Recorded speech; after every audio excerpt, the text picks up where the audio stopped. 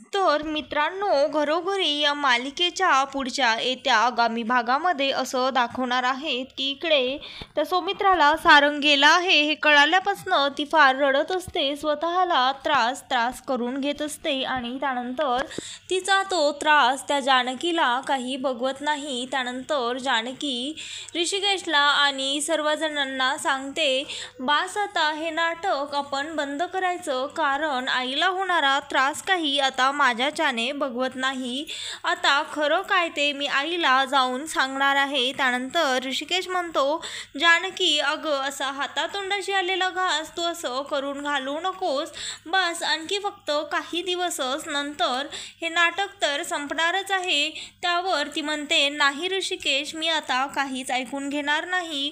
उगाचच हे नाटक करताना आईला काही झालं तर मग त्याला कोण जिम्मेदार असेल, असं म्हणून ती हट्टच धरते की आता आईला सांगायचं. त्यानंतर सारंग म्हणतो, वहिनी जे म्हणत आहे ऋषिकेश दादा, मला ते अगदी पटत आहे, कारण आई फारच त्रास करून घेत आहे अरे स्वतःला, असं तो त्याला म्हणतो. त्यानंतर सौमित्र म्हणतो, अहो तुम्हा दोघांना कळत आहे का, जरी आपण असं सांगायचं ठरवलं तरीही आपण आईला कसं सांगणार आहोत.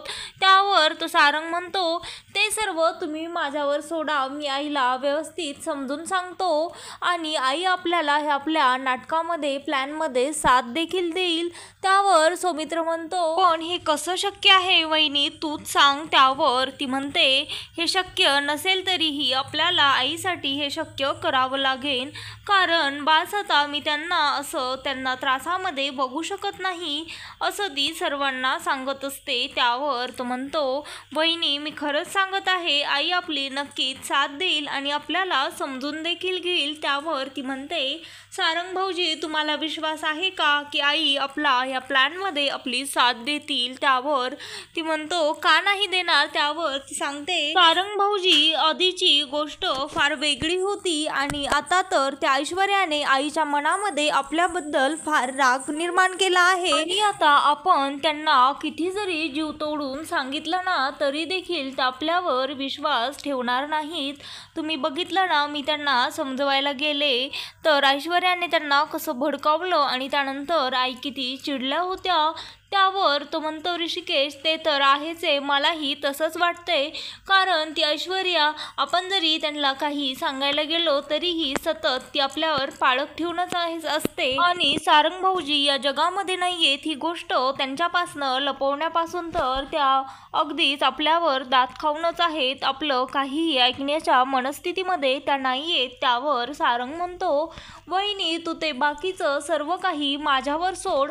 त्यावर तो म्हणते की भाऊजी तुम्ही हे कसं करणार आहात. त्यावर तो म्हणतो, तूच सांग मला, ह्या घरामध्ये सर्वांमध्ये जास्त लाडका कोण आहे. त्यावर ती म्हणते, तुम्ही अर्थातच. त्यावर तो म्हणतो, आणि सर्वात मी रणदिव्यांचं शेंडेफळ आहे, लहान, त्यामुळे मला खात्री आहे की आई माझं नक्कीच ऐकेन, मला समजून घेईल, माझी बाजू तिला नक्कीच पटेन, तो असं सांगतो. आणि त्यानंतर तो म्हणतो, एकदा का जानकी बहिणी मी आईसमोर उभा राहिलो आणि आईने मला पाहिलं ना, त्यानंतर आई सर्व काही विसरून आपली साथ देईल. त्यानंतर तो म्हणतो, मला खात्री आहे, माझ्यावर विश्वास ठेव वहिनी. त्यानंतर ती म्हणते, ठीक आहे, पण जर आता तुमची आणि आईची भेट घडवून आणायची असेल तर मग ती कधी आणि कशी आणायची. त्यावर अवंतिका म्हणते, हो ना, मलाही तोच प्रश्न पडला आहे.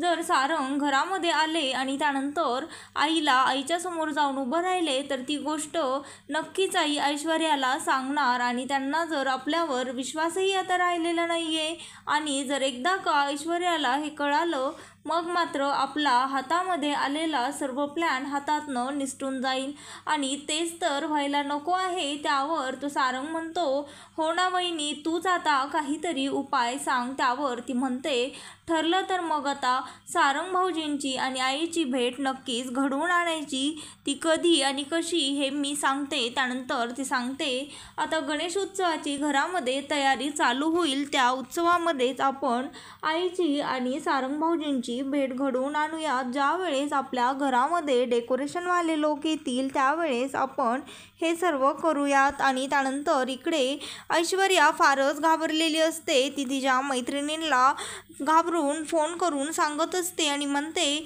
आता मला रणदीप यांची प्रॉपर्टी पूर्णपणे विकून टाकायची आहे आणि फायनली ह्या घरातनं मला निघून जायचं आहे, कारण तो ऋषिकेश जास्तच माझ्या डोक्यावर चढलेला आहे. काल तर त्यांनी चक्क मला मारून टाकण्याचा प्रयत्नच केला होता. असं सर्व प्रकार ती तिच्या मैत्रिणीला फोनवरती सांगत असते. त्यानंतर ती हे देखील सांगते की आता तू लवकरात लवकर माझ्या प्रॉपर्टीच्या सेलिंगसाठी एखादा एजंट बघ, असं ती सर्व तिच्या मैत्रिणीला सांगते. आणि त्यानंतर तिचं बोलणं तिकडनं जानकी येते आणि ती ऐकते असं तिला वाटतं, पण जानकीने मात्र यातलं काहीही ऐकलेलं नसतं. तिथे ते येते पण ती थोडीशी दूर असते, त्यामुळे तिला ऐकायला येत नाही की ऐश्वर्या नेमकं काय बोलत आहे आणि कोणाशी. त्यानंतर तिला पाहून ऐश्वर्या घाबरते. तिला वाटतं की आता हे सर्व जानकीने ऐकलं आहे आणि त्यानंतर जानकी तिच्या जवळ येते आणि तिचा घाबरलेला चेहरा पाहून तिला म्हणते की तू आत्ता काहीतरी कट कारस्थान रचत होतीस, त्यामुळेच तुझा हा चेहरा असा झाला आहे, कारण मी तुला चांगलीच ओळखून आहे. पण जर आता तू काही आईला त्रास होईल असं वेडवाकडं विचार करत असलीस तर याद राख, मी तुला सोडणार नाही, असं तिला धमकावते आणि त्यानंतर तिथनं निघून जाते. आणि त्यानंतर ऐश्वर्या असा विचार करते आता इथे जास्त दिवस थांबण्यामध्ये काहीच अर्थ नाही, कारण मी आणखी इथे थोडे दिवस जास्त थांबले तर तो ऋषिकेश नक्कीच काही ना काही तरी करून माझ्याकडनं ते प्रॉपर्टीचे पेपर्स आणखी स्वतःवरच्या नावावर करून घेऊ शकतो आणि हेच तर मला व्हायला नकोय. त्याच्यासाठीच तर मी केवढं जीवाचं रान केलं आहे आणि मी हे कधीच होऊ देणार नाही. आता ही प्रॉपर्टी एकदाची विकली का त्यानंतर इथनं कायमचं निघून गेलेलंच बरं, ती असं विचार स्वतःच्या मनाशीच करत असते. आणि त्यानंतर तिच्या मैत्रिणीला एखादा एजंटही प्रॉपर्टी सेल करण्यासाठी बघायला ती सांगते. आणि त्यानंतर इकडे दुसऱ्या दिवशी त्या गणपतीचं डेकोरेशनवाल्या माणसासोबत सारंगचं यायचं ठरतं. त्यानंतर ती अवंतिका म्हणते भाऊजी तुम्ही फक्त माझ्याकडे या, त्यानंतर बघा मी तुमचा कसा चेहरा बदलून टाकते, तुम्हाला कोणीही ओळखू शकणार नाही. जसं की ॲक्सिडेंटचा मी तुमचा मेकअप केला होता तसाच आपल्याला आणखी एक मेकअप करायचा आहे. त्यावर सारंग म्हणतो खरंच ना वहिनी, तुम्ही जो मेकअप केला होता ना तो मेकअप पाहून तर कोणीच ओळखूही शकलं नाही की ह्या जखमा नाही आहेत. त्यानंतर ती म्हणते मग तुम्ही या आता उद्या घरी जाण्याआधी तुम्ही माझ्याकडे या. आणि त्यानंतर तिथे असलेल्या ज्या फुलाऱ्यांच्या डेकोरेशनवाल्या माणसांसोबत घरामध्ये जा. त्यानंतर ते ठरल्याप्रमाणे तसं करतो आणि इकडे ज्या वेळेस ते घराचं डेकोरेशन करत असतात त्या डेकोरेशनवाल्या माणसांसोबत सारंग त्या घरामध्ये येतो. आणि त्यानंतर ज्या वेळेस सारंग फुलाची टोपरी घेऊन तिथे घरामध्ये एंट्री करतो त्यावेळेस त्याला तिथे समोरच ऐश्वर्या दिसते. आणि त्यानंतर ऐश्वर्या समोरून येत आहे हे पाहून ती जानकी मुद्दामून त्या सारंगच्या हातातले फुलं सर्व सांडून टाकते आणि त्यानंतर ते फुलं सारंगला गोळा करायला लावते. आणि त्यानंतर मग त्या ऐश्वर्याचं लक्ष तिकडे जात नाही आणि ती वरती तिच्या रूममध्ये तिथनं निघून जाते. त्यानंतर इकडे सौमित्राला सारंग बघतो आणि सारंगचे अश्रू अनावर होतात, कारण सौमित्राची तब्येत बरी नसते आणि ज्या वेळेस ती हॉस्पिटलमध्ये ॲडमिट होते त्यावेळेस सारंगला सौमित्राला भेटताही आलं नव्हतं, त्यामुळे त्याला फार रडायला येतं. आणि त्यानंतर तो सारंग सौमित्राच्या रूममध्ये जातो आणि सौमित्रा ही आधीच रूममध्ये गेलेली असते. त्यानंतर ती सौमित्रा म्हणते कोण आहेस तू, तुला काय पाहिजे आहे, तू इथे कशासाठी आला आहेस. त्यावर तो म्हणतो दार लावतो आणि त्यावर ती म्हणते हे काय तू दार का लावत आहेस. त्यानंतर तो त्याच्या दाढी मिशा काढतो आणि ती सौमित्रा त्या सारंगला पाहून थक्क होते, तिच्या पायाखालची जमीनच सरकते. त्यावर ती म्हणते सारंग तू, अरे पण जानकी तर म्हणाली होती तू ॲक्सिडेंटमध्ये गेलास आणि तू तर इथे माझ्यासमोर उभा आहेस, असं म्हणून ती त्याच्या गळ्यात पडून रडायला लागते. त्याच्या डोक्यावरनं हात फिरवते आणि म्हणते सारंग तू कुठे होतास, तरी माझं मन मला सांगत होतं तुझ्या बाबतीत असं काहीही झालेलं नाही, असं म्हणून रडायला लागते आणि म्हणते हे सर्वजण मला खोटं बोलत होते. त्यावर असं म्हणून काय काय बोलायला लागते. त्या जानकीवर चिडत असते. त्यावर सारंग तिला मिठी मारतो, तिचे डोळे पुसतो आणि म्हणतो, आई मला माफ कर, माझं चुकलं आहे.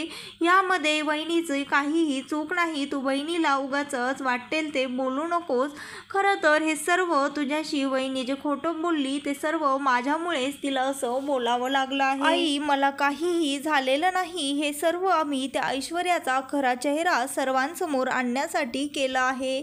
आणि विश्वास ठेव, जानकी वहिनी जे म्हणत होती ते सर्व काही खरं होतं. त्या ऐश्वर्याने सर्वांना फसवून प्रॉपर्टीचे पेपर स्वतःच्या एकटीच्या नावावर केलेले आहेत. आणि एवढंच काय तर ती ह्यानंतर सर्वांना घराबाहेरही काढू शकते. ती फार खूप आगाऊ आहे आई. तिचा चेहरा दाखवण्याचा एक आणि एक वेगळाच आहे. तू तिच्यावर विश्वास ठेवू नकोस. मी देखील असाच तिच्यावर विश्वास ठेवून फसलो होतो आई. पण वेळीच मला जाग आली आणि खरं काय ते कळालं. तिचा खरा चेहरा माझ्या समोर आला. ती प्रेग्नेंट वगैरे काहीच नाहीये. ती हे सर्व खोटं बोलली आहे. तिचं खोटं सर्वांसमोर येऊ नये हे लपवण्यासाठी तिने हे नाटक केलं आहे, असं तो सौमित्राला समजावून सांगतो. आणि त्यानंतर तो म्हणतो, पण आई ह्या सर्वांमध्ये तिचा खरा चेहरा सर्वांसमोर आणण्यासाठी आम्हाला तुझी साथ हवी आहे. बोल आई, आमची साथ देशील ना? त्यावर ती म्हणते, पण सारंग जानकीच्या आईचं काय? त्यावर तो म्हणतो, हो आई तेच तर. आणखी जानकीची आई कुठे ठेवली आहे हे देखील आम्हाला माहीत नाही. आणि कोर्टामध्ये देखील तिने खोटा आळ त्या जानकी वहिनीवर घातला. ह्या सर्वामागे ऐश्वर्याच आहे आई. आमच्यावर विश्वास ठेव, असं त्या सौमित्राला सांगतो. आणि त्यानंतर तो म्हणतो, हे सर्व पुरावे गोळा करण्यासाठीच आम्ही हे नाटक केलं आहे. कारण कोर्ट फक्त पुराव्यांवरच विश्वास ठेवतं. त्यावर तो म्हणतो, आई तू देशील ना ग आमची साथ? असं त्या सौमित्राला विचारतो. आणि त्यानंतर म्हणते, हो सारंग मी देईल तुमची साथ. तरी मला तिच्यावर संशय आलाच होता. कारण ज्या वेळेस आपला नवरा 2 दिवसांपासून घरी आला नाहीये हे समजत असताना तरी देखील ती तिच्या खोलीमध्ये मस्त आराम करत होती. त्यावेळेसच माझ्या मनामध्ये संशय आला होता. त्यानंतर ती म्हणते, मी नक्कीच तुमची साथ देईल, असं ती सारंगला सांगते. आणि त्यानंतर सारंग तिच्या रूममधनं बाहेर येतो. आणि इकडे घराच्या बाहेर जानकी, सौमित्र आणि अवंतिका, ऋषिकेश सर्वजण एकत्र थांबलेले असतात. त्यानंतर सारंग बाहेर आलेला आहे हे पाहून जानकी त्याला विचारते, काय झालं सारंग भाऊजी? आई काय म्हणाल्या? त्यावर ते म्हणते, आम्ही सांगितलं होतं ना वहिनी, आई नक्कीच आपली साथ देईल. त्यानंतर ती सौमित्राही तिथे येते आणि म्हणते, हो मी नक्कीच तुम्हाला समजूनही नाही तर चक्क तुमची साथही देणार आहे. त्यानंतर जानकी म्हणते, आता आम्हाला कसली चिंता नाही. आता तुमची साथ असल्यावर आई लवकरच त्या ऐश्वर्याची मात होईल, असं ती त्या सौमित्राला सांगते. त्यावर सौमित्रा त्या जानकीला म्हणते, जानकी मला माफ कर.